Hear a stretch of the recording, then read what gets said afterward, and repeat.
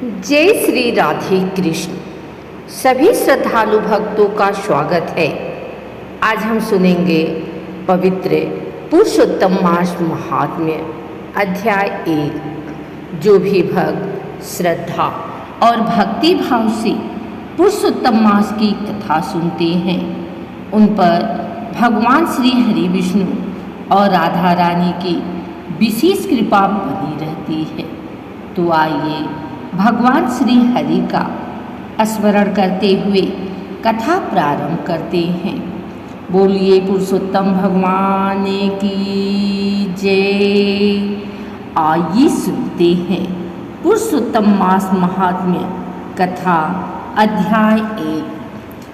कल्प वृक्ष के समान भक्तजनों के मनोरथ को पूर्ण करने वाले वृंदावन की शोभा के अधिपति अलौकिक कार्यों द्वारा समस्त लोक को चकित करने वाले वृंदावन बिहारी पुरुषोत्तम भगवान को नमस्कार करती हूँ।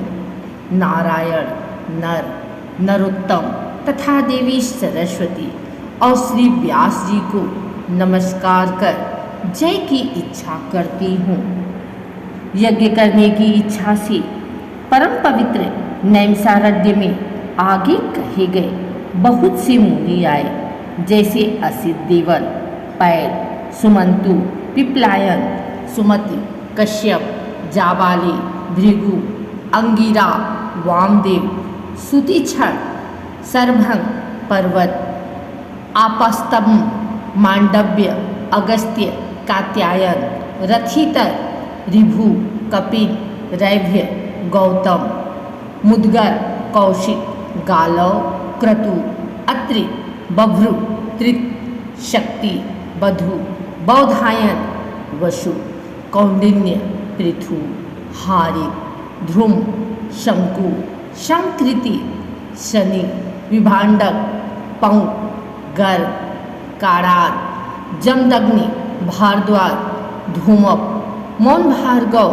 कर्कश, शौनक तथा महातपस्वी सतानंद, विशाल, वृद्ध विष्णु, जर्जर, जय, जंगम, पार, पाशधर, पूर, महाकाल, जैमिनी, महाग्रीव, महाबाहु, महोदर, महाबल, उद्दालक, महाशीन, आर्त, आमलक प्रिय, उधर्वबाहु, उधर्वपाद, एकपाद, दुर्धर, उग्रशील, जलासी, पिंगल, अत्रि, ऋभु, शांडिल, करुण, काल, कैवल्य, कलाधार, श्वेतबाहु, रोमपाद, कद्रु, कालाग्निरुद्र, श्वेताश्वर, आद्य, सरभंग, पृथुश्रवश आदि शिष्यों के सहित ये सब ऋषि अंगों के सहित वेदों को जानने वाले ब्रह्मनिष्ठ, संसार की भलाई तथा परोपकार करने वाले,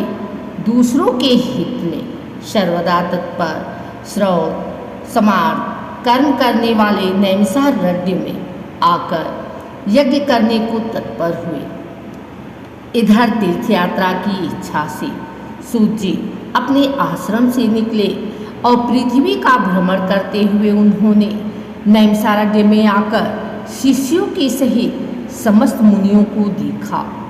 संसार समुद्र से पार करने वाले उन ऋषियों को नमस्कार करने के लिए पहले से जहाँ वे इकट्ठे थे वहीं प्रसन्नचित सूत जी भी जा पहुँचे।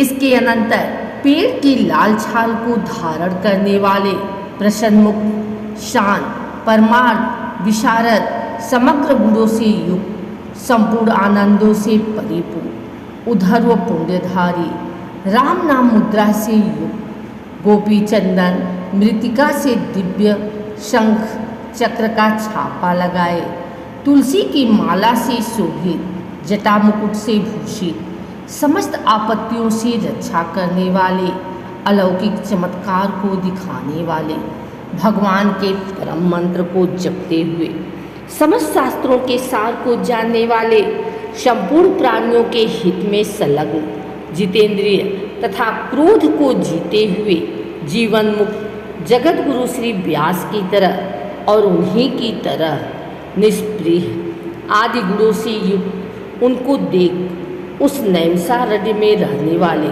समस्त महर्षिगण सहसा उठ खड़े हुए विविध प्रकार की विचित्र कथाओं को सुनने की इच्छा प्रकट करने लगे। तब नम्र स्वभाव सूत जी प्रसन्न होकर सब ऋषियों को हाथ जोड़कर बारंबार दंडवत प्रणाम करने लगे। ऋषि लोग बोले, हे सूत जी, आप चिरंजीवी तथा भगवत भक्त हो। हम लोगों ने आपके योग्य सुंदर आसन लगाया है। हे महाभाग, आप थके हैं, यहाँ बैठ जाइए। ऐसा सब ब्राह्मणों ने कहा। इस प्रकार बैठने के लिए कहकर जब सब तपस्वी और समस्त जनता बैठ गई, तब विनयपूर्वक तपोवृद्ध समस्त मुनियों से बैठने की अनुमति लेकर प्रसन्न होकर आसन पर सूत जी बैठ गए। तदंतर सूत को सुखपूर्वक बैठे हुए और श्रम रहित देखकर पुण्य कथाओं को सुनने की इच्छा वाले समस्त ऋषि यह बोले, हे सूत जी, हे महाभाग, आप भाग्यवान हैं। भगवान व्यास के वचनों के हार्दिक अभिप्राय को गुरु की कृपा से आप जानते हैं। क्या आप सुखी तो हैं? आज बहुत दिनों के बाद कैसे इस वन में पधारे, आप प्रशंसा के पात्र हैं। हे व्यास शिष्यों शिरोमणि, आप पूज्य हैं। इस संसार में सुनने योग्य हजारों विषय हैं, परंतु उनमें श्रेयस्कर थोड़ा सा और सार हो जो हो वह हम लोगों से कहिए। हे महाभाग, संसार समुद्र में डूबते हुओं को पार करने वाला तथा शुभ फल देने वाला आपके मन में निश्चित विषय जो हो वही हम लोगों से कहिए। हे अज्ञान रूप अंधकार से अंधे हुओं के ज्ञान रूप चक्षु देने वाले भगवान के लीला रूपी रस से युक्त परमानंद का कारण संसार रूपी रोग को दूर करने में रसायन के समान जो कथा का सार है वह शीघ्र ही कहिए। इस प्रकार शौनकादिक ऋषियों के पूछने पर हाथ जोड़कर सूत जी बोले, हे समस्त मुनियों, मेरी कही हुई सुंदर कथा को आप लोग सुनिए। हे विप्रों, पहले मैं पुष्कर तीर्थ को गया। वहाँ स्नान करके पवित्र ऋषियों, देवताओं तथा पितरों को तर्पण आदि से तृप्त करके तब समस्त प्रतिबंधों को दूर करने वाली यमुना के तट पर गया। फिर क्रम से अन्य तीर्थों को जाकर गंगा तट पर गया, पुनः काशी आकर अनंतर गया तीर्थ पर गया, पितरों का श्राद्ध कर तब त्रिवेणी पर गया। तदंतर कृष्णा के बाद गंडकी में स्नान कर पुनः ऋषि के आश्रम पर गया। धेनुमती में स्नान कर फिर सरस्वती के तीर पर गया। वहाँ हे विप्रों, त्रिरात्रि उपवास कर गोदावरी गया। फिर कृतमाला, कावेत्री, निर्विंध्या, ताम्रपणिका, तापी, वैहायसी, नंदा, नर्मदा, सरमदा नदियों पर गया। पुनः चरमवती में स्नान कर पीछे सेतुबंध रामेश्वर पहुँचा।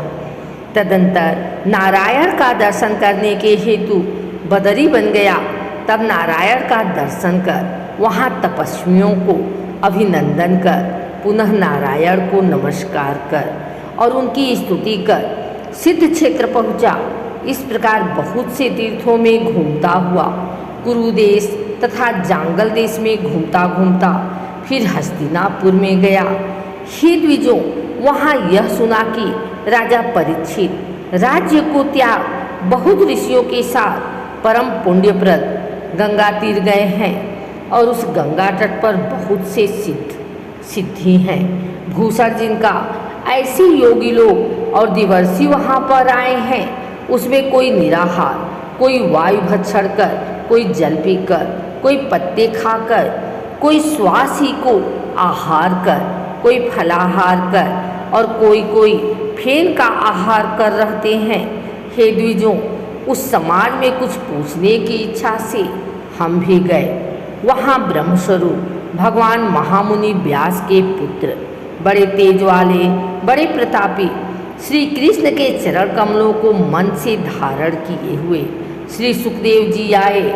उन 16 वर्ष के योगी राज सबकी तरह कंठ वाले, बड़े लंबे चिकने बालों से घिरे हुए मुख वाले, बड़ी पुष्ट कंधों के संधि वाले, चमकती हुई कांति वाले, अद्भुत रूप वाले, ब्रह्म रूप थोकते हुए लड़कों से घिरे हुए, मच्छिकाओं से जैसे मस्त हस्ती घिरा रहता है, उसी प्रकार धूल हाथ में ली हुई स्त्रियों से घिरे हुए सर्वांग धूल रमाए महामुनि सुखदेव को देख सब मुनि प्रसन्नतापूर्वक हाथ जोड़कर सहसा उठकर खड़े हो गए। इस प्रकार महामुनियों द्वारा सत्कृत भगवान सुख को देखकर पश्चाताप करती हुई स्त्रियां और साथ के बालक जो उनको चिढ़ा रहे थे दूर ही खड़े रह गए और भगवान सुख को प्रणाम करके अपने अपने घरों की ओर चले गए। इधर मुनि लोगों ने सुखदेव के लिए बड़ा ऊंचा और उत्तम आसन बिछाया। उस आसन पर बैठे हुए भगवान सुख को कमल की कणिका को जैसे कमल के पत्ते घेरे रहते हैं, उसी प्रकार मुनि लोग उनको घेर कर बैठ गए। यहाँ बैठे हुए ज्ञान रूप महासागर के चंद्रमा भगवान महामुनि व्यास जी के पुत्र सुखदेव ब्राह्मणों द्वारा की हुई पूजा को धारण कर तारागणों से घिरे हुए चंद्रमा की तरह शोभा पा रहे थे। इस प्रकार पुरुषोत्तम मास महात्व अध्याय 1 संपूर्ण हुआ। जो भक्त श्रद्धा भाव से इस कथा को सुनते या पढ़ते हैं उनके जीवन के दुख, कष्ट और बाधाएं दूर होती हैं तथा भगवान श्री हरि की कृपा प्राप्त होती है। यदि कथा अच्छी लगी हो तो भगवान का नाम अवश्य लिखें और भक्ति भाव बनाए रखें। बोलिए पुरुषोत्तम भगवान की जय। राधे राधे।